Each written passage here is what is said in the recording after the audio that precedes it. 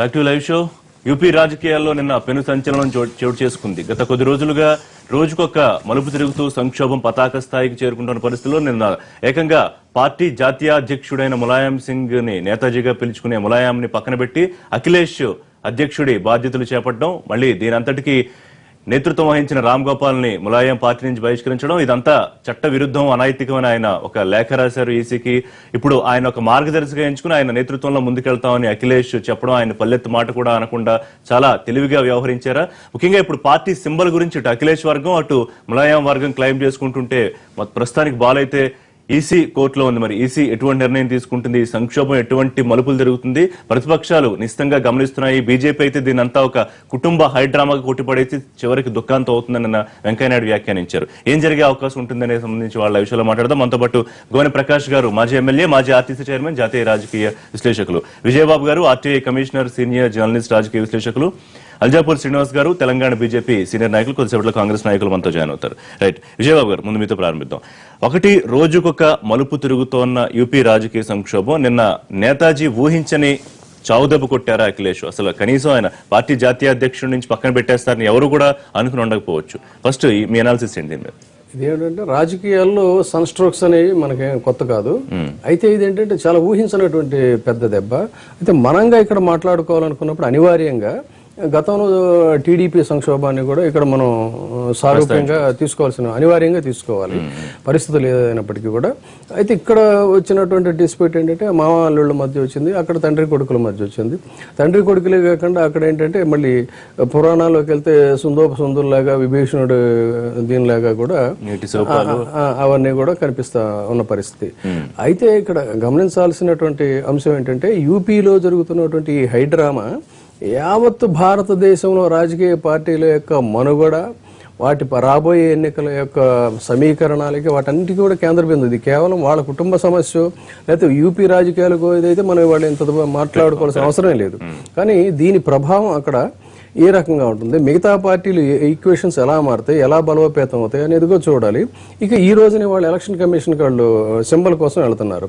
Symbol కోసం వెళ్తున్నప్పుడు కూడా అనుకునేది ఏంటి, ఫౌండర్ ప్రెసిడెంట్ గానేమో ములాయం సింగ్ యాదవ్ ఫౌండర్ ప్రెసిడెంట్ గా ఆయన ఉన్నాడు కాబట్టి ఖచ్చితంగా ఆయనకే సింబల్ రావాలనేటువంటిది ఒకవైపు వినిపిస్తుంది. అయితే మెజారిటీ శాసనసభ్యులు వీళ్ళందరూ కూడా 38 సంవత్సరాల అఖిలేష్తో, కేవలం 38 సంవత్సరాల వయసులో ముఖ్యమంత్రి అవటమే కాకుండా ఇవాళ రాజకీయాల్లో ఒక పెను సంచలనంగా కేంద్ర బిందువుగా ఉన్నటువంటి వ్యక్తి, అతనికి వస్తుంది అనేది ఇది. అయితే ఈసీ నేను అనుకోవటం ఏంటంటే ఈ ఉభయులు కూడా వాళ్ళ వాదనలు విన్న తర్వాత అసలు సింబల్ని స్టాల్ చేసే అవకాశాలు కూడా ఎక్కువగా ఉన్నాయి.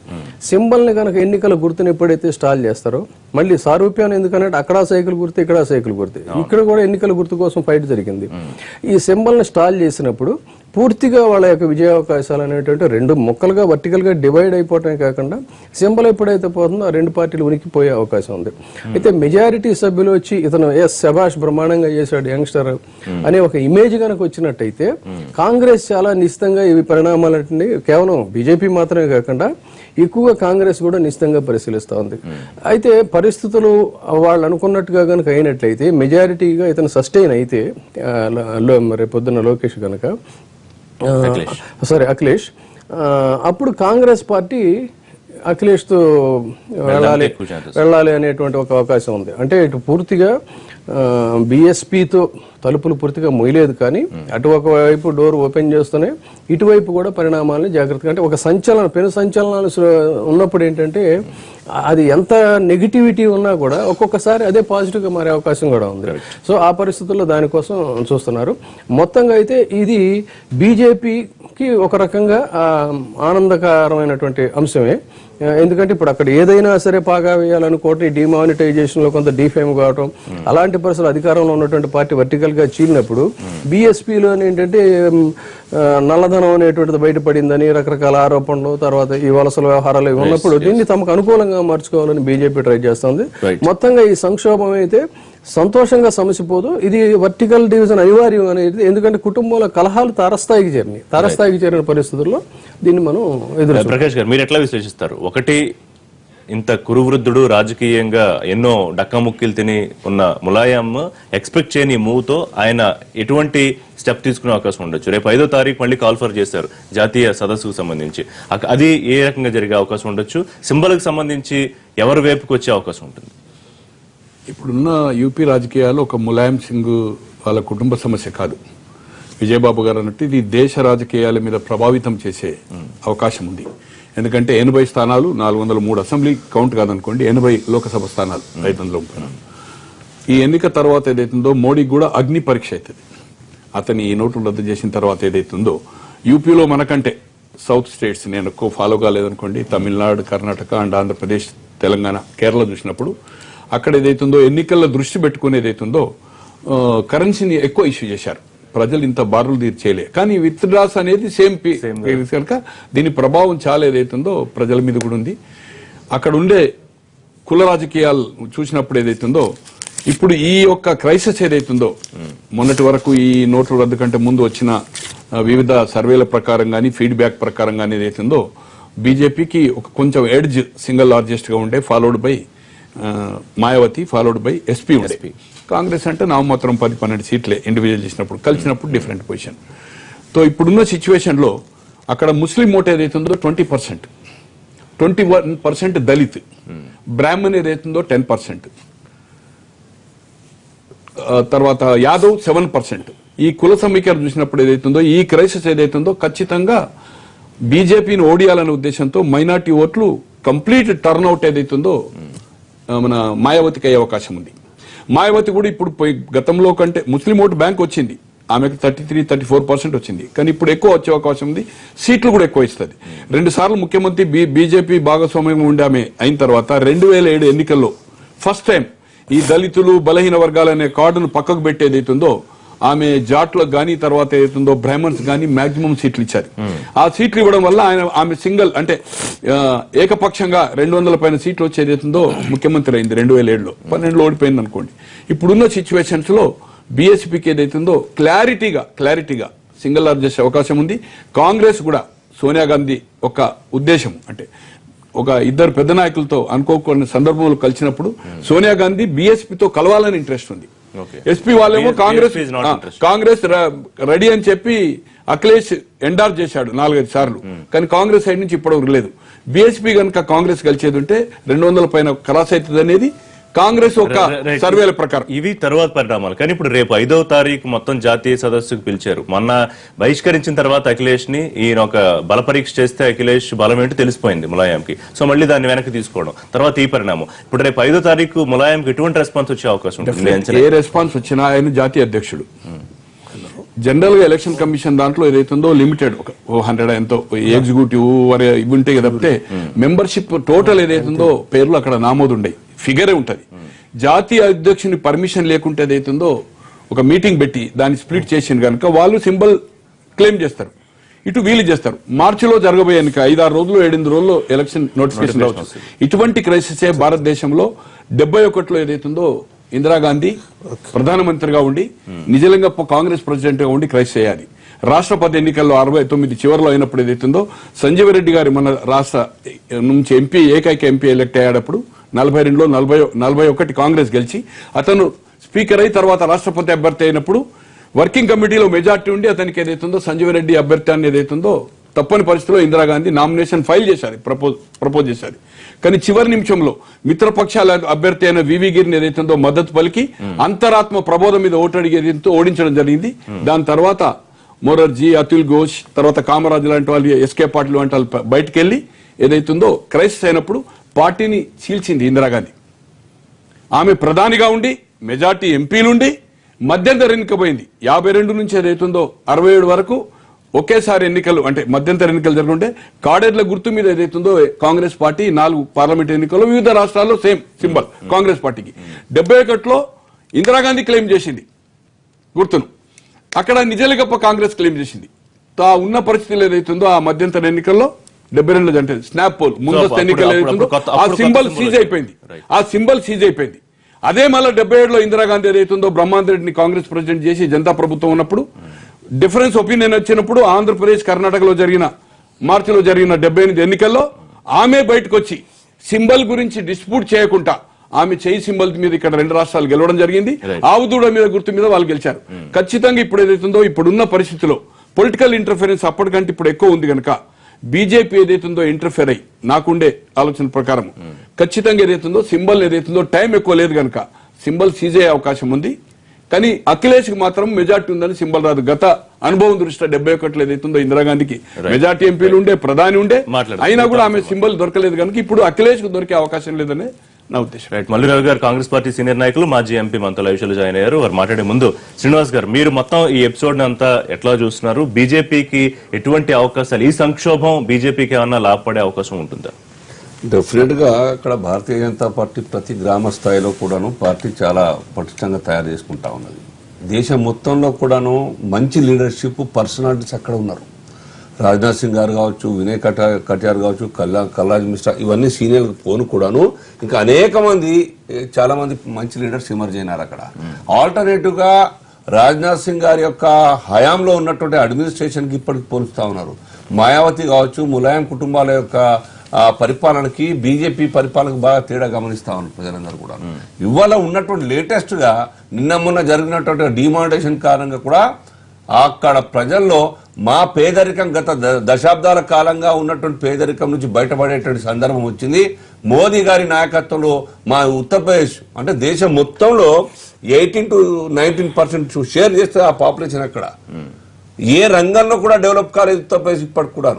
ఏదో కొద్దో గొప్ప మొదలయ్యే దశలో ఈ బీఎస్పీ కారణంగా బీజేపీ యొక్క గవర్నమెంట్ డిస్టర్బ్ చేయడం కారణంగా అక్కడ పరిపాలన మంచి ట్రాక్ లో పడ్డ పరిపాలన మరి ఆగిపోయింది. ఇవాళ మళ్ళీ ఆ యొక్క కాలం రావాలి మాకు బీజేపీ పరిపాలన రావాలని చెప్పేసి కోరుకుంటా ఉన్నారు. కాబట్టి ఇవాళ ఎక్కడ చూసినా గానీ అక్కడ జరిగినటువంటి ఎన్నికల్లో కావచ్చు, బై ఎలక్షన్లో కావచ్చు, ఆ ప్రాంతం అంతా కూడా బీజేపీ కోర్టుకు ఇవాళ పరివర్తన ర్యాలీ చూడండి.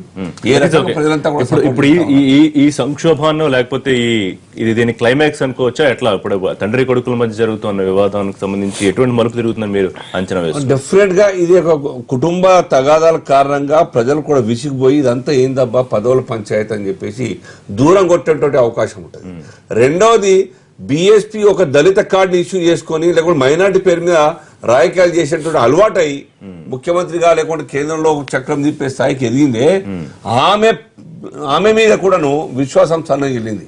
ఇవాళ సోఫార్ 19% ముస్లింస్ ఉన్నా 21% దళితులు ఉన్నా గానీ ఇవాళ ఆ దళితుల్లో మైనార్టీలో కూడా చీలికలు వచ్చేటువంటి అవకాశం ఉన్నది, వస్తుంది కూడా.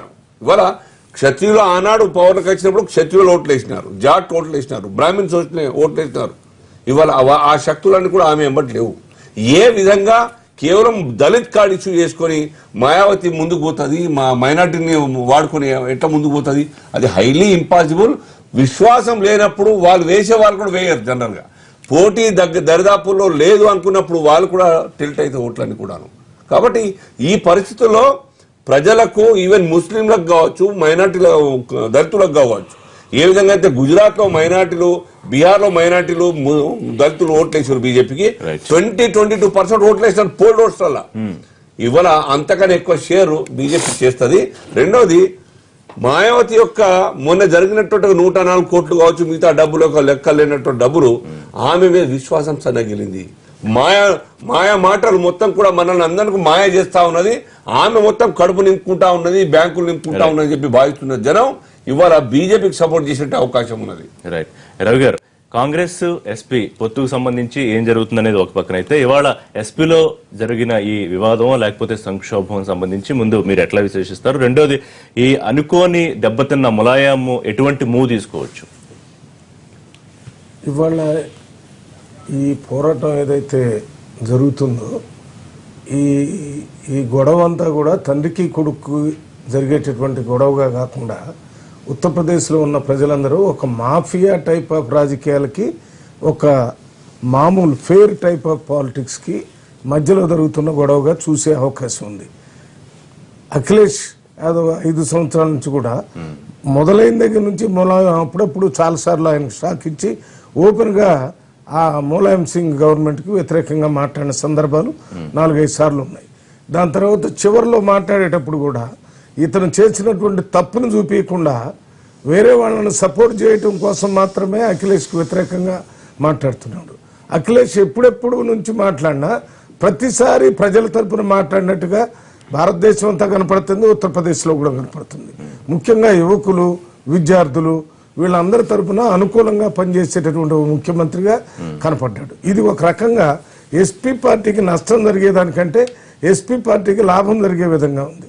అది ఎస్పీ పార్టీ కానీ లేకపోతే ప్రకాష్ గారు చెప్పినట్టు మరి ఎస్పీ పార్టీ పేరుతో బయటకు వచ్చి అఖిలేష్ పార్టీ ఇంకో పార్టీ గుర్తుపెట్టిన ఆయన తరపున ఇవాళ మన కోసం పోరాటం చేస్తున్నాడు, మాఫియాకు వ్యతిరేకంగా పోరాటం చేస్తున్నాడు అనేటటువంటి భావం కలిగేటటువంటి అవకాశం తప్పనిసరిగా ఉత్తరప్రదేశ్లో ఉంది. అది నెంబర్ 1.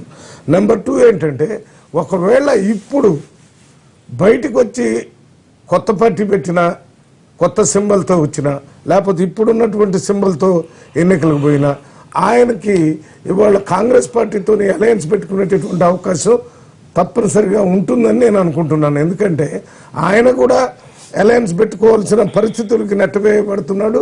కాంగ్రెస్ పార్టీ కూడా ములాయం సింగ్ పార్టీ అంటే అది ఒక సెక్యులర్ పార్టీయే కాబట్టి దాంతో పోయేటటువంటి అవకాశం ఉంది.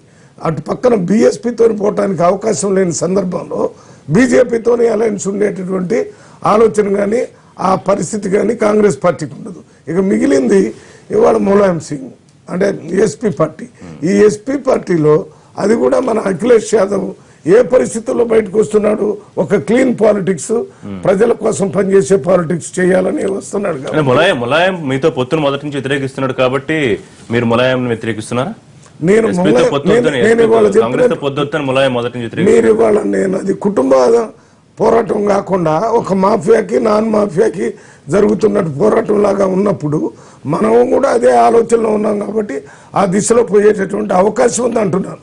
నేను దగ్గరగా ఉండి అక్కడ రాజకీయాలు చూడలేదు, కానీ జరుగుతున్న పరిణామాలను దృష్టిలో పెట్టుకుని అక్కడ ప్రజల్లో వచ్చేటటువంటి ఆలోచన విధానం ఏ రకంగా ఉంటుందో ఆ రకంగా జరిగిద్దని నేను అనుకుంటున్నాను. రైట్, కంటిన్యూ చేద్దాం. ఇదే అంశం మీద మాట్లాడదాం. తర్వాత ఈ పరిణామాలు రాష్ట్ర రాజకీయాలు ఎలా ఉంటాయి, దీని ఇంపాక్ట్ దేశ రాజకీయాల మీద ఎలా ఉంటుందని బక్టిలో షో యూపీ రాజకీయ సంక్షోభం గురించి మాట్లాడుకుంటున్నాం. విజయబాబు గారి మొత్తం ఎపిసోడ్ లో అఖిలేష్ నిన్న ఆయన మాట్లాడిన ప్రసంగం ద్వారా కూడా చాలా పరిపక్వత ప్రదర్శిస్తూ వస్తున్నారు. రెండోది, నేతాజీ ఆయన సెల్ఫ్ గోల్ ఆయనే వేసుకున్నారా రోజుకొక నిర్ణయం తీసుకుంటూ? ఇది దాదాపుగా ఏంటంటే కుటుంబ కలహం కింద చాలా తెర మీదకి రాని, కొంతకాలం పాటు తెర మీదకి రాని వ్యవహారం ఏంటంటే కుమారుడి పరిపాలన మీద ఆయన అసంతృప్తిగా ఉన్నాడు. రకరకాలైనటువంటి అట్రాసిటీస్ అన్ని జరిగినప్పుడు అనుభవ రాహిత్యం అని చెప్పని ఇలా అన్యాపదేశంగాను తర్వాత ప్రత్యక్షంగా కొడుకుని విమర్శించడం జరిగింది. అయితే తెర వెనక వ్యవహారం ఏంటంటే ఇది మళ్ళీ మనకి చంద్రగుప్తుడు మౌర్యుడి కథలో లాగా, అయితే ఇక్కడ దానికి రివర్స్ కథ. ములాయం సింగ్ యాదవ్ సడన్ గా వచ్చినటువంటి, అంటే అంతవరకు తెర వెనుకున్నటువంటి భార్య, ఆ కొడుకు, ఆ కోడలు, ఆ రాజకీయం వాళ్ళకి ఇంపార్టెన్స్ ఇస్తున్నాడు అనేటువంటి వ్యవహారంతో ఇతను రగిలిపోయిన పరిస్థితి. సో అది క్రమంగా ఏంటంటే బాబాయిలు ఇద్దరు, ఒక బాబాయ్ అటు ఒక బాబాయ్ ఇటు చేరిపోవటం, వీళ్ళు ప్రోత్సహించడంతో దాంతో అసలు అది బాగా ఇక అంటే ప్యాచప్ అవ్వలేనటువంటి స్థితికి వచ్చిన రాజకీయంగా దీన్ని చూడాలి. వాస్తవానికి ఇది క్రమంగా ఒక దశలో ఏదో రకంగా సర్దుమణుగుతుంది అనుకున్నారు, కానీ అవలేదు. ఎందుకు సర్దుకోవాలనుకున్నాడంటే ఇవాళ మనకి తెలుసు, థర్డ్ ఫ్రంట్, జాతీయ రాజకీయాల్లో థర్డ్ ఫ్రంట్ అనేది కనుక ఫామ్ అయితే ఏమాత్రం యథావత అవకాశం వచ్చినా కూడా ప్రధాని కావాలనేటువంటి కోరిక బలీయంగా ఉన్నటువంటి నేతల్లో ములాయం సింగ్ యాదవ్ ఒక వ్యక్తి, లాలూ ప్రసాద్, నితీష్, వీళ్ళ ముగ్గురు కూడా ఏంటంటే వాళ్ళ చిరకాల వాంఛ ఏంటంటే ఏమాత్రం అవకాశం వచ్చినా అలాంటి వ్యక్తిని ఇవాళ నెట్ట నిలువున అసలు ముఖ్యమంత్రిగా యూపీలో ఉండే పరిస్థితి కూడా లేకుండా సాక్షాత్తు కొడుకే చేయటం అనేటువంటిది అతను జీర్ణించుకోలేనటువంటి వ్యవహారంగానే చూడాలి వాస్తవానికి. అయితే ఇవాళ ఆ పార్టీ శ్రేణులు, ముఖ్యంగా యంగ్స్టర్స్, వీళ్ళందరూ కూడా ఎక్కువగా అఖిలేష్ వైపు మొగ్గు చూపుతూ ఉన్నటువంటి తరుణంలో ఒకటి రెండు పద్ధతులు ఇక్కడ. పార్టీ వర్టికల్గా చీలిపోయింది, దట్టు ఏంటంటే ఈ కుటుంబ వ్యవహారాలు ఇవన్నీ కూడా ద్వితీయ కళత్రం వీటన్నిటితో చీలిపోయిందని అనుకుంటున్నప్పుడు ఆ పార్టీని తిరస్కరిస్తారని కూడా అనుకోవడానికి వీలేదు ఇక్కడ. ఎందుకంటే నెగిటివిటీ కూడా ఎప్పుడైనా కూడా పాజిటివ్గా మారచ్చు అనడానికి ఇక్కడ మనం ఆంధ్రప్రదేశ్లో ప్రత్యక్షంగా చూసాం. ఇదే ద్వితీయ కళత్రంతో ఆశ్చర్యపోయి ఇంత వయసులో అయ్యో అవురా అని చెప్పి అనుకున్న పరిస్థితుల్లో వాళ్ళిద్దరూ కలిసి లక్ష్మీపార్వతి, ఎన్టీ రామారావు గారు ప్రచారం చేస్తే జనం అద్భుతంగా మళ్ళీ పట్టం కట్టి చేశారు. సో ఆ పరిస్థితిని ఏంటంటే ఇవాళ అక్కడ అఖిలేష్ యాదవ్ తిరుగుబాటు కూడా అతను మరింత శక్తిమంతుడు అవుతాడు అనేటువంటి దీన్ని కూడా మనం తోసిరాజంలో పార్టీ చీలిపోయింది కూడా రెండు ఎటు కాకుండా పోతారని. అయితే సింబల్ సీజ్ చేసినట్టయితే సింబల్ సీజ్ చేయడానికి ఇందాక చెప్పుకున్నట్టుగా అవకాశాలు చాలా ఉన్నాయి. అలాంటి పరిస్థితుల్లో ఇతని పార్టీ కనుక బలోపేతం అయితే ఎక్కువగా ఏంటంటే ఈ బీసీ వర్గాలు అక్కడ ఎప్పుడు కూడా ఏంటంటే 20 కోట్ల జనాభా ఉన్నటువంటి ఉత్తరప్రదేశ్ ఎప్పుడు కూడా జాతీయ రాజకీయాల్లో డిసైడింగ్ ఫ్యాక్టర్. ఉత్తరప్రదేశ్లో ఎవరైతే ఓట్లు ఎటు వేస్తారో వాళ్లే కేంద్రంలో అధికారంలోకి వస్తారనేది చాలా దశాబ్దాలుగా మనకు ఉన్నటువంటి ఒక సంప్రదాయంగా అనుకుంటుంది వాస్తవ పరిస్థితులు కూడా. అలాంటిది 80 పార్లమెంటరీ స్థానాలు ఉన్నటువంటి ఉత్తరప్రదేశ్లో దాదాపు 72 స్వీప్ చేసినటువంటి బీజేపీ ఇవాళ అసెంబ్లీ ఎన్నికలకు వచ్చేసరికి ఏంటంటే దానికి పరిస్థితులు తారుమారే పరిస్థితి ఉంది. అందుకోసం ఏంటంటే తర్వాత 4వ స్థానానికి పడిపోయింది కాంగ్రెస్ పార్టీ. 4వ స్థానానికి పడిపోయినటువంటి కాంగ్రెస్ పార్టీ ఈ అవకాశాన్ని ఏ రకంగా ఉపయోగించుకోవాలని చూస్తున్న పరిస్థితి. తర్వాత అధికారం కోల్పోయినటువంటి బీఎస్పీ ఏమైనా సరే మళ్ళీ సమీకరణాల ద్వారా రావాలని చూస్తుంది. ఇదంతా కూడా ఏంటంటే ఆసక్తికరమైన ఈ పరిణామాలు జాతీయ రాజకీయాల్లో ప్రత్యేకించి జాతీయ పార్టీల ఉనికి, అక్కడ ఉన్నటువంటి ప్రాంతీయ పార్టీలు, జాతీయ పార్టీలు కాంగ్రెస్ యొక్క భవితవ్యం ఏంటి అనేది ఇవాళ ఉత్తరప్రదేశ్ ఎన్నికలు డిసైడ్ చేస్తాయి. తర్వాత ఈ డిమానిటైజేషన్ ముఖ్యంగా నరేంద్ర మోడీ గారి నాయకత్వం అనే దాన్ని ఆ పార్టీలో వాళ్ళు డిసైడ్ చేసే పరిస్థితులు కూడా ఉంటాయి ఈ ఉత్తరప్రదేశ్ ఎన్నికలు. సో ఇన్ని ఆసక్తికర పరిణామాలకి ఈ కుటుంబ తగాదాలు, ఈ ఉత్తరప్రదేశ్ సంక్షోభం అనేటువంటిది వాళ్ళ కేంద్ర బిందువుగా ఉంది. ఇది ఎటు మలుపులు తిరుగుతుంది, ఎన్ని రకాలుగా అవుతుంది అనేది మనం చూడాల్సిన. ప్రకాష్ గారు, మీరు ఎట్లా విశ్లేషిస్తారు? అంటే ముఖ్యమంత్రిగా తనకున్న అధికారాన్ని ఉపయోగించుకుని పరిస్థితిని తనకు అనుకూలంగా అఖిలేష్ మార్చుకునే పరిస్థితి ఏమన్నా ఉంటుందా? ఈ మొత్తం వ్యవహారాన్ని ప్రధానమంత్రి ఎట్లా గమనిస్తూ ఉండవచ్చు? కేంద్రం జోక్యం కానీ లేకపోతే ప్రధాని మూవ్స్ కానీ దీని మీద ఏమన్నా ఉండే అవకాశం ఉంటుందా ఈ మొత్తం వ్యవహారంలో? ఒకసారి ఇక్కడ యూపీలో మనము 89ని చూస్తున్నాం. 89 వరకు ఉన్న పరిస్థితి వేరు. 89 తర్వాత విపి సింగ్ గారు ప్రధాని అయిన తర్వాత ఆ రాష్ట్ర రాజకీయాల్లో బీహార్లో కాంగ్రెస్ పార్టీ ఏ విధంగా అధికారం కోల్పోవడమే కాకుండా ఏ స్థాయికి వాళ్ళ ఓట్ బ్యాంక్ దిగిపోయింది, అక్కడ కుల రాజకీయాలు ఏ విధంగా జరుగుతూ ఉన్నాయి. మెయిన్ రథయాత్ర తర్వాత అవుతుందో ములాయం సింగ్ ఎట్లా స్ట్రాంగ్ అయ్యాడు, తర్వాత కాశీరాం పోయి మాయావతి ఎట్లయితే దళిత కార్డు తోటి 2 సార్లు బీజేపీతో ముఖ్యమంత్రిగా అయ్యి తర్వాత ఏదైతుందో ఇండివిజువల్ గా 2007లో ఆమె ఒక సిద్ధాంతాలను కొంత పక్కకు పెట్టుకొని బ్రాహ్మణ్స్ కానీ అప్పర్ కమ్యూనిటీ ఠాగూర్స్ కానీ తర్వాత జాట్స్ కానీ సీట్స్ ఏదైతుందో పర్సెంటేజ్ ఎక్కువ ఇచ్చి వాళ్ళని తర్వాత మంత్రివర్గంలో చేర్చుకొని ఏదైతుందో ఒక మంచి అంటే ఒక దళితనే కాదు వేరే కులాలను కూడా ఆదరిస్తుందనే ఆ పేరును ఏదైతుందో ఆ 5 సంవత్సరాల పరిపాలన చూపాది. ఆమె కొంత వ్యతిరేకత వల్ల మన అఖిలేష్ అంటే ములాయం పార్టీ గెలిచిందనుకోండి. ఇప్పుడున్న సిచ్యువేషన్స్ లో మైనార్టీ ఓట్లు దళితులు ఏదైతుందో 21, మైనార్టీ 20%, బ్రాహ్మణీస్ 10%. 10లో 2-3 ఆల్రెడీ 1 ఆమెకు 2007 వచ్చింది. ఇప్పుడు ఇంకా ఆమె బ్రాహ్మణ్ కొంచెం పెంచొచ్చు. అట్లే జాట్ అంటే ఇప్పుడు మన చరణ్ సింగ్ వాళ్ళ కుమారుడు అజిత్ సింగ్ జాట్ ను పెంచింది అనుకోండి. అట్లే మన ఠాగూర్స్ రాజ్పుత్స్ అనుకోండి, విపి సింగ్ ఇప్పుడు మన అతనున్నాడు అమేథీ రాజా ఉన్నాడు, అతను సంజయ్ సింగ్, వీళ్ళ దాంట్లో కూడా వాళ్ళని తీసుకున్నప్పుడు ఏదైతుందో మాయావతికి ఏదైతుందో మైనార్టీ ఓట్లు యాక్చువల్ గా ఇప్పుడున్న సిచ్యువేషన్స్ లో ఏదైతుందో అక్కడ ఉన్న యూపీలో ప్రస్తుతంగా ప్రత్యేక పరిస్థితి, రైతులంతా ఏదైతుందో ఉద్యమాలు చేసి రైతులకు ఇది రైతు వ్యతిరేక ప్రభుత్వం ఏదైతుందో నిరసనలు ఢిల్లీ లెవెల్లో యూపీ లెవెల్లో జరుగుతూ ఉంది. సో ఈ కమ్యూనిటీస్ అయ్యేవి మైనార్టీ ఓటు బ్యాంక్ ఏదైతుందో ఇద్దరు చీలిక వలన బీఎస్పీకి రావడం వల్ల ఏమైతుంది అంటే BSP single largest more than 150 వచ్చే అవకాశం ఉంది 403లో. అప్పుడు ఏదైతుందో మాయావతి స్ట్రాంగ్ అవుతుంది. బీజేపీ కనుక అఖిలేష్ యువకులు గాని ఎమ్మెల్యేలు స్ట్రెంత్ ఉంది, దాంట్లో ఏం అనుమానం లేదు. 2 సార్లు బల ప్రదర్శనలో మొన్నటి జాతీయ మీటింగ్ గానీ అంతకుముందు గానీ 170 అంటున్నారు, 200, 229లో. సో ఇప్పుడున్న పరిస్థితిలో ప్రభుత్వం కూడా పడిపోయే అవకాశం లేదు. ఎందుకంటే స్ట్రెంత్ ప్రూవ్ చేసుకోమన్నా కూడా నిరూపించుకోమని గవర్నర్ అడిగేది ఉంటే ఆల్రెడీ 180, 190 చూపెడుతుంది 229లో. 29 కాంగ్రెస్ కూడా ఉంది. బీఎస్పీ కూడా ఉన్న పరిస్థితిలో బీజేపీ కలవది. బీఎస్పీ కూడా హౌస్ లో ప్రొటెస్ట్ చేసి వాళ్ళు డిబేట్ చేసి ఓటింగ్ పీరియడ్ లో బయటకు వచ్చే అవకాశం ఉంటుంది. కనుక ఏదైతుందో అఖిలేష్ ప్రభుత్వంతో గవర్నమెంట్ అవుతుంది, రాష్ట్రపతి పరిపాలన అవకాశం లేదు. డైరెక్ట్ గా సెంట్రల్ గవర్నమెంట్ పెట్టడానికి లేదు. హౌసే అంతిమ నిర్ణయం అనేది సుప్రీంకోర్టు రూలింగ్ ఉంది కనుక గవర్నమెంట్ ఉండడం ఖాయము. ఉన్న పరిస్థితుల్లో ఏదైతుందో ఈ ఎన్నికలు కనుక అఖిలేష్ ఫాలోడ్ బై థర్డ్ కనుక బీజేపీ అయితే ఈవెన్ థర్డ్ కానీ సెకండ్ డిస్టెన్స్ అయినా కూడా ఉన్న రాజకీయ పరిస్థితిలో మోడీకి ఏదైతున్నదో 80లో 72 వచ్చాయి బీజేపీకి. ఈ రిజల్ట్ తర్వాత ఏదైతుందో ఖచ్చితంగా బీజేపీలో క్రైసిస్ అయిపోయి మొన్న ఢిల్లీ ఎన్నికలు కానీ బీహార్ ఎన్నికలు కానీ ఢిల్లీలో ఏ విధంగా తిరిగిండు ఏ ప్రధాని కూడా ఇంతవరకు భారతదేశ రాజకీయాల్లో మున్సిపల్ ఎన్నికల లెక్క మంత్రులు ఎమ్మెల్యే లెక్క తిరిగారు. అట్లే బీహార్ లో ఎటువంటి ప్యాకేజ్ అనౌన్స్ చేసి చూసినాం. రిజల్ట్ ఏమైంది? ఇక్కడ కనుక ఫెయిల్ అయ్యేది ఉంటే ఈ నోట్ల రద్దు మీద ఏదైతుందో ఖచ్చితంగా బీజేపీలో అసమ్మతి గలం అవుతుంది.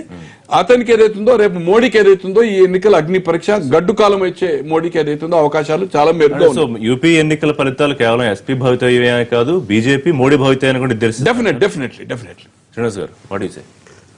అది కరెక్ట్ కాదని నా అభిప్రాయం.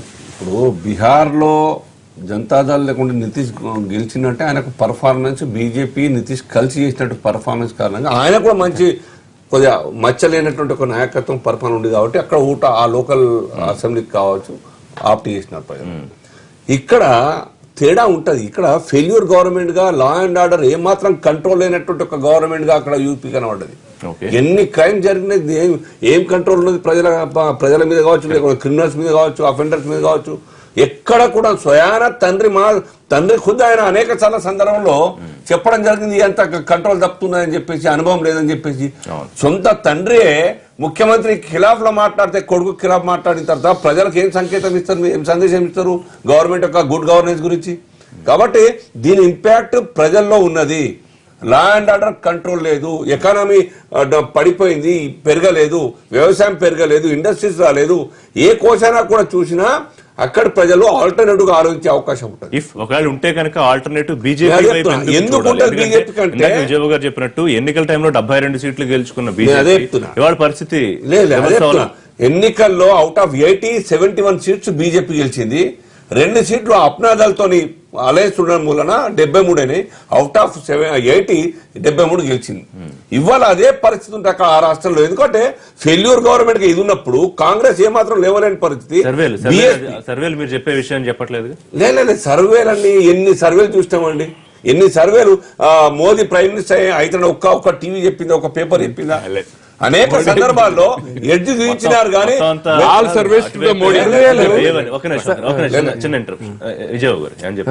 సర్వేల విషయం అన్నారు కాబట్టి సరిగ్గా అక్టోబర్లో ప్రముఖ మీడియా సంస్థలు 4 సంస్థలు సర్వేలు చేసినాయండి. 3 రెప్యూటెడ్ సంస్థలు. ఈ 3 రెప్యూటెడ్ సంస్థలు కూడా సర్వే చేసినప్పుడు అక్కడ 403 సీట్లు అసెంబ్లీ స్థానాలు ఉన్నాయి.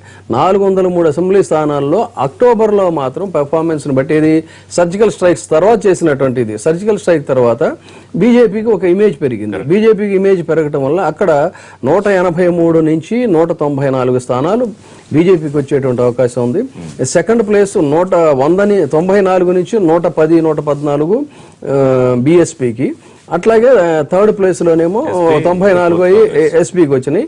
14 సీట్స్ టు 18 సీట్స్ కే బిలో 20 కాంగ్రెస్ పరిమితమైంది. ఇది అక్టోబర్ లో జరిగింది బికాస్ ఆఫ్ సర్జికల్ స్ట్రైక్. దాని తర్వాత డిమానిటైజేషన్ తర్వాత మళ్ళీ తాజాగా నిర్వహించినటువంటి సంస్థల్లో స్వయాన మనకు తెలుస్తున్నటువంటి ఏంటంటే విశ్వసనీయ వర్గాల ద్వారా ఆర్ఎస్ఎస్ అక్కడ సీక్రెట్ గా ఒక సర్వే చేస్తే టోటల్ గా అంతకు ముందు ఉన్నటువంటి రిజల్ట్ అంటే అంతకు ముందు ఉన్నది కూడా ఏంటి, even BJP also hung parliament. ఇక్కడ జాగ్రత్తగా గమనించాల్సింది, ఆఫ్టర్ సర్జికల్ స్ట్రైక్ 200 సీట్లు దాటితేనే అధికారం కైవసం అవుతుంది. కానీ అక్కడ హంగ్ వచ్చే పరిస్థితి. హంగ్ వచ్చేటువంటి పరిస్థితులు అంటే ఎక్కడ 72 పార్లమెంట్ స్థానాలు ఆఫ్టర్ సర్జికల్ స్ట్రైక్ అంటే ఇంకా ఏంటి ఎక్కువ రావాలి. 3/4 ఆఫ్ మెజారిటీ రావాల్సింది కేవలం హంగ్ బిలో 200 కి పరిమితమైన బీజేపీ ఆఫ్టర్ డిమానిటైజేషన్ జనరల్ గా వీ కెన్ ఇమాజిన్ ఎవరైనా కూడా దేశంలో అందరూ సఫర్ అవుతున్నప్పుడు అలాంటి పరిస్థితుల్లో అది పూర్తిగా తగ్గిపోయిందనేది సర్వేలు చెప్తున్నటువంటి ఇది. సాక్షాత్తు ఆ పార్టీ చేసుకున్నటువంటి సర్వేలో కూడా చాలా నెగిటివిటీ ఉందని. ఎందుకు అంటే యూపీలో బీజేపీ నాయకులు అసంతృప్తిగా ఉన్నమాట కానీ లేకపోతే యూపీ రాజకీయ భవిష్యత్తు, యూపీ ఎన్నికలు బీజేపీ భవిష్యత్తును మోడీ భవిష్యత్తును నిర్దేశించే అవకాశం లేదా? ఎవరు అసమ్మతి ఎవరున్నారు అక్కడ యూపీలో? బీజేపీ నాయకులు ఎక్కడున్నారు యూపీలో? దేశం అంతా కూడా మీరు చెప్పే కొన్ని పొలిటికల్ పార్టీస్ మాత్రమే కొన్ని సంస్థలు మీడియా సంస్థలు వ్యతిరేకంగా మాట్లాడుతూ ప్రచారం చేస్తున్నాయి డిమానిటైజేషన్. కానీ కామన్ మ్యాన్ లో తాత్కాలికంగా కష్టమవుతున్న విషయం వాస్తవమే. కానీ రాబోయే భవిష్యత్తు బాగుంటుందనే ఆశతో మేము ఉన్నామనే విషయం అనేక సందర్భాలు చెప్పుకున్నటువంటి మనం చూస్తా ఉన్నాం. కొన్ని టీవీలు పని కట్టుకొని అరే అంత పెద్ద లైన్ లో కష్టమైందే పక్క జిల్లాలో పక్క టౌన్ లో మీకు కష్టమైతే అని చెప్పి ఇట్లా ప్రొవోక్ చేస్తూ మాట్లాడితే టీవీలు ఉన్నాయి ఇక్కడ. ఈ అంటే ఏ రకంగా మోదీ గారిని డ్యామేజ్ చేయాలని ఒక ప్రయత్నం చేస్తున్నారు. మరి వాళ్ళకి ఏం లాభం? డిమానిటేషన్ పక్కన పెట్టండి, ఎఫెక్ట్ ఉంటుందా Definitely గా positive effect ఉంటుంది. యూపీ రిజల్ట్ బీజేపీ మీద మోడీ మీద ఎఫెక్ట్ చూపిస్తాయి? ఉండదు. ఎందుకంటే అక్కడ డెఫినెట్ గా ఆల్టర్నేటివ్ చూస్తారు. బిఎస్పీ మీద ఉన్నటువంటి కొద్ది గొప్ప అభిప్రాయం పాజిటివ్ ఉన్నదాన్ని మొన్న ఈ యొక్క దానిలో ఇరుకునబడ్డటువంటి డిఫెన్స్ పడేది బిఎస్పీ పార్టీ. మాయావతి డిఫెన్స్ పడేది డబ్బుల గురించి అవినీతి గురించి బయటపడతామని. ఇంకేమైతే చూడాలి మునుముందు. ఏమైనా ఒక్క ఇన్సెట్ చేయాలండి ప్రజల్లో, ఒక ఎనార్మస్ చేంజెస్ దానికి ఒక ఇన్సెట్ చాలు. ఇంకో 15 రోజుల్లో 20 రోజుల్లో 1 month లో ఇవాళ మొదలైంది. మోదీ గారి యొక్క రేట్ ఆఫ్ మోదీ గారి యొక్క రేట్ ఆఫ్ ఇంట్రెస్ట్ తగ్గించడం కావచ్చు, 2 మాసాల యొక్క ఇంట్రెస్ట్ మాఫీ చేయడం కావచ్చు, లేకుంటే మహిళలకు కావచ్చు నిన్నటి ప్రధానమంత్రి ప్రసంగంతో నాట్ హ్యాపీ చూడండి అని చెప్తున్నాను. ఫిబ్రవరి చూడండి మీరు మార్పు వస్తుంది. చెప్తాను. కాంగ్రెస్ పరిస్థితి ఏంటి? ఇప్పుడు ఉన్నటువంటి రాజకీయ పరిస్థితుల్ని మామూలుగా మనం గమనిస్తే రేపు వచ్చేటటువంటి ప్రభుత్వాలు ఎస్పీ గాని బిఎస్పీ గాని ఈ 2 తప్ప బీజేపీ పరిస్థితుల్లో రాదనిపిస్తుంది. నెంబర్ 1. నెంబర్ 2, ఒకవేళ ఉత్తరప్రదేశ్ లో బీజేపీ ప్రభుత్వం రాకుండా పోతే బీజేపీలో ఉన్నటువంటి కేంద్ర నాయకత్వంలోనే ముసలం బుట్టి ఏ రకంగా అయితే 1977 తర్వాత జనతా పార్టీ ఎంత స్ట్రాంగ్ గా ఉండి వాళ్ళలో ఉన్నటువంటి పెద్ద పెద్ద నాయకులు చరణ్ సింగ్ గాని, లేక జార్జ్ ఫెర్నాండెస్ గాని, మొరార్జీ దేశాయ్ గాని, రకరకాల నాయకులు రకరకాలుగా పోయారు. అది చరిత్ర.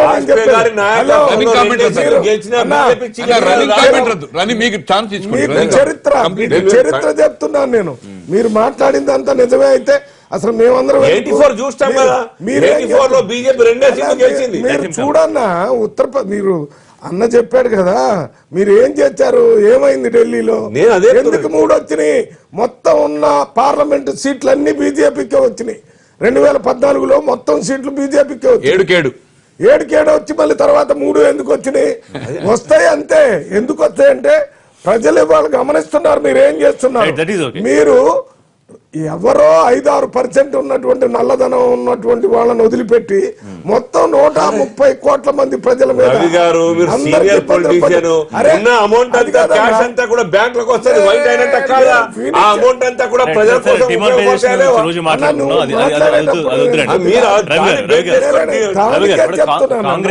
నాకు తెలుసు.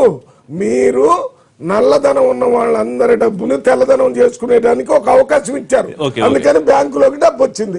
ఆ డబ్బుని మళ్ళీ కార్పొరేట్ మళ్ళీ నల్లధనం ఉన్న వాళ్ళకి పంపడానికే తప్ప మీరు నిన్న మొన్న మాట్లాడినటువంటి ప్రధానమంత్రి ఆ డబ్బుని ఏదైనా బ్యాంకులు జాతీయకరణం చేసిన తర్వాత పేద ప్రజలకు ఇవ్వాలనేటటువంటి నిర్ణయం విధానపరమైన నిర్ణయం యూపీ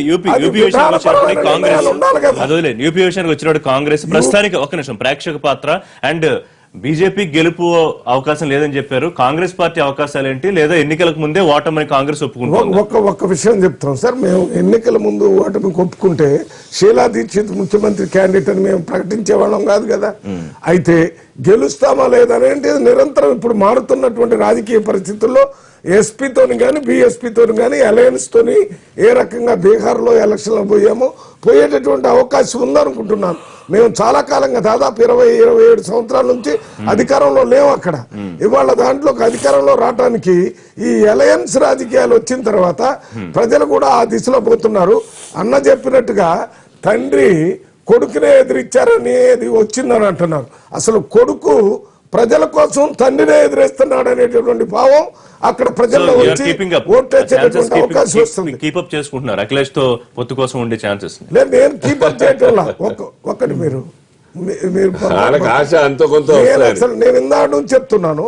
నేను ఇక్కడ జరుగుతున్న రాజకీయ పరిణామాలను గమనిస్తున్నాను అన్నాను. అఖిలేష్ అనేటటువంటి వ్యక్తి చేస్తున్న రాజకీయ ఆ పరిస్థితులు ఆయన ఈ మధ్య కాలంలో అవన్నీ చూస్తే కాంగ్రెస్ చెప్తే చేసే విధంగా ఉన్నాయా? ఆయన అఖిలేష్ కి 200 దాకా ఎమ్మెల్యేలు వచ్చారు. ములాయం లాంటి అసలు మొత్తం నేతాజీ అని పేరున్న ఆయనకి 29 మంది వచ్చారని చెప్తున్నారు. అది కాంగ్రెస్ పార్టీ చేసే అవుతుందా? మీరు జరుగుతున్న పరిణామాలను మీ ముందు పెడుతున్నాను. అతను రాజకీయంగా ఆ రకంగా స్టెప్స్ వేస్తున్నాడు. దాన్ని బట్టి ములాయం కూడా మీరు ఒకసారి రాజకీయ చరిత్ర అంతా చూడండి. ప్రధానమంత్రి కావాలని కోరుకోవచ్చు, మొదట్లో సీఎం అయి ఉండొచ్చు. కానీ ఈ మధ్య కాలంలో ఆయన రాజకీయంగా ఒక మాట మీద నిలబడేటటువంటి వ్యక్తి కాదు, పచ్చి అవకాశవాది అనేటువంటిది బయట ఉంది. కానీ అఖిలేష్ దాన్నే ఉపయోగించుకుని ఇవాళ దానికి వ్యతిరేకంగా బయటకు వచ్చేటటువంటి కార్యక్రమం. ప్రకాష్ గారు, బై ఎనీ ఛాన్స్ కొంతమంది వ్యతిరేకిస్తున్నట్టు విమర్శిస్తున్నట్టు ఇది కావాలని తెచ్చుకున్న ముసలము, కావాలని చేస్తున్న రాజకీయ డ్రామాగాను చూసే అవకాశం ఎంత పర్సెంటేజ్ అన్నా ఉందా? లేదండి, దేర్ ఇస్ నో పర్సెంట్. కావాలని కాదు. భారతదేశ రాజకీయాల్లో ఏ రీజనల్ పార్టీ కానీ నేషనల్ పార్టీ కానీ ఇంతమంది కుటుంబ సభ్యులు అంటే బ్లడ్ రిలేషన్ అంటే చట్టసభల్లో కానీ అంటే మున్సిపాలిటీ స్థాయిలో, కార్పొరేషన్ స్థాయిలో శాసనసభ్యులుగా, తర్వాత లోక్సభ, రాజ్యసభలో ఉన్న సంఘటన లేదు. ఖచ్చితంగా ఏదైతుందో ఈ పోరాటాన్ని ఏదైతుందో ప్రజలు ఒకటి అఖిలేష్ కు మల్లు రవీంద్ర అన్నట్టుగా ఏదైతుందో ఖచ్చితంగా సింపతి ఉంటుండే. ఏ రోజైతే ఆయన తండ్రి దగ్గర పోయిన తర్వాత ఆ సస్పెన్షన్ రద్దు చేసిండో, మళ్ళీ ఇతని నేషనల్ కౌన్సిల్ పెట్టకుండా మళ్ళీ కూర్చుండి రాజీ ఏదైతే నెక్స్ట్ డే కూర్చుండి మనం టికెట్ల విషయంలో రివ్యూ చేసుకుందామని అన్నారు, అట్లా జరిగేది ఉంటే డెఫినెట్ గా అఖిలేష్ పెద్ద మనసుతో. కానీ తండ్రిని డైరెక్ట్ గా తండ్రినే చేసినట్టు అసలు నిజంగా అమర్ సింగ్ పాత్ర దీంట్లో లేదండి. అతని హెల్త్ తో పోరాడుతున్నాడు. ఇప్పుడు నేను అనుకుంటున్నా లండన్ అతనికి పాత్ర లేదు. అతని పాత్ర అంతా వాళ్ళ చిన్న పిన్ని కోడలతో, కొడుకు కూడా కాదు పిన్ని కోడలతో, ఆమె ముఖ్యమంత్రి క్యాండిడేట్ అనే లెవెల్లో ప్రొజెక్ట్ అవుతుంది, ఇంటర్ఫేర్ అవుతుంది అనే దాని మీద వచ్చింది. మీరు చెప్పినట్టుగా అవుతుందో మోడీకి రేటింగ్ పెరిగింది అన్నాడు. రేటింగ్ మొన్న రాత్రి చూసిన తర్వాత రేటింగ్ జస్ట్ 5 సెకండ్లు చెప్పగలిగినాం. అంతకుముందు మజా ఆయానా ప్రజలను రెచ్చగొట్టి ఎవరైతే మీ ఖాతాలు లేచినరో ఖాతాలు వాళ్ళకి ఇవ్వకండి, ఏదైనా అడిగేదుంటే నేను మోడీకి ఫోన్ చేస్తానని చెప్పని ఎంత బ్రహ్మాండంగా ఎంత హుషారుగా మాట్లాడాడో మనం చూసాం. కానీ ఎంతో ప్రిపేర్ అయిన స్పీచ్ చూసిన తర్వాత దాంట్లో ఏం లేదు మజా. ప్రజలు ఏదైతుందో మోడీకి ఎంత అనేది దాంతో తెలిసిపోయింది. అది తగ్గడం జరిగింది. మోడీ గారి ఇప్పటికేమన్నా ఇంకా కొంత అవకాశం ఉందా? ములాయం ఆయన మళ్ళీ పెద్ద మనిషిగా ఏదైతే మార్గదర్శి పదవి ఇస్తున్నారో, లేకపోతే చీఫ్ మెంటర్ గా సలహాలు ఇమ్మంటున్నారో, లేకపోతే తండ్రి వద్దంటే దిగిపోతాను అఖిలేష్ చెప్తున్నారు. సో ఆయన పెద్దరికం నిలబెట్టుకుంటూ అఖిలేష్ ముందు పెట్టుకుని వెళ్లే పరిస్థితి, మార్పు వచ్చే అవకాశం ఏమైనా ఉండొచ్చు. ఇప్పుడు స్టార్టింగ్ లో మనం డిస్కస్ చేసిన 38 సంవత్సరాల వయసులో ముఖ్యమంత్రి అయ్యి తర్వాత క్రమంగా అతను ఒక పరిణితి చెందిన రాజకీయవేత్తగా ఎదిగాడు. ఇప్పుడు వేస్తున్నటువంటి వ్యూహ ప్రతివ్యూహాలు కూడా చూసుకున్నట్టయితే అతను మెచ్యూర్డ్ పాలిటిషియన్. తండ్రి గౌరవాన్ని దెబ్బతీయకుండానే అతని యొక్క మొనోపోలీని నాయకత్వాన్ని దెబ్బతీసే దిశగా వాళ్ళు అడుగులు వేస్తున్నారు. ప్యాచప్ అయ్యే పరిస్థితి లేదు. ఎందుకంటే ఇది కుటుంబ కలహాలని చెప్పింది. తర్వాత ఇందాక వారు చెప్పినట్టు దాదాపు 20 మంది కుటుంబ సభ్యులండి ఆ పార్టీలో అధికారంలో ఉన్నటువంటి వాళ్ళు 20 మంది. కానీ మన దురదృష్టం ఏంటంటే ఈ ప్రజాస్వామ్యంలో ప్రాంతీయ పార్టీలు కోకొల్లలుగా పుట్టగొడుగులా పుట్టుకొచ్చిన తర్వాత ఆ ఫ్యూడల్ వ్యవస్థలో గతంలో లేదంటే బ్రిటిష్ కాలం నాటి వ్యవస్థలో ఏదైతే మనకి ఆకర్షణ లాయల్టీ అనేది ఉందో, ఆ లాయల్టీ అనేటువంటిది ఇలాంటి ఉత్తరప్రదేశ్ లాంటి చోట్ల ఇంకా ఉంది. కాబట్టి డెఫినెట్ గా అతను సస్టైన్ అవుతాడు. ఆ నెగిటివిటీ అతనికి ప్లస్ అయ్యే అవకాశాలు కూడా ఉన్నాయి. అఖిలేష్ గారు తండ్రి నాకు దైవం, ఆయన చెప్పినట్టే వింటారనే మాటలు మనకు శ్రీకృష్ణుడిని మనం మహాభారతంలో అక్కడ పంపించి 5 గ్రామాలైనా చాలు అని ఒక పక్క చెప్తూ యుద్ధ ఏర్పాట్లన్నీ చేసుకున్నట్టు ఇటు పక్కన అఖిలేష్ మొత్తం ఒక ప్రత్యేక మీటింగ్ పెట్టి ఆయన చెప్పినవన్నీ మహాభారతం డ్రామా, మహాభారతం ఇది అంతకంటే వాస్తవం. అది కథ కావచ్చు, ఇది ఇంకా వాస్తవం, రాజకీయ ఎత్తుగడ.